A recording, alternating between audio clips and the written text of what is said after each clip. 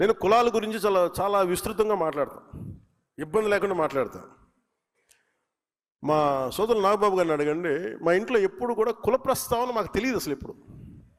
అలాంటి నేను కులాల గురించి మాట్లాడటం అంటే ఎంత నలిగిపోయాడు బిగినింగ్లో. అసలు ఎందుకు వచ్చాను పాలిటిక్స్ అనుకున్నాను. ఇప్పుడు కదా 2007, 2008 అంటే అంటే మనం మానవత్వం అనుకున్న పెరిగిన వాళ్ళకి, సోషలిజం మైండ్ సెట్తో ఉన్నవాడికి కులం చాలా ఇబ్బందిగా ఉంటుంది. కాకపోతే that is a stock reality of society.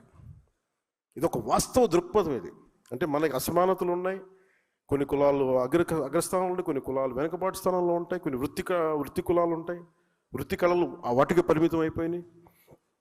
అందుకని కులాలని నేను సమగ్రంగా స్టడీ చేశాను. స్టడీ చేసుకున్న తర్వాత అప్పుడు అవగాహనతో వచ్చి మాట్లాడాను.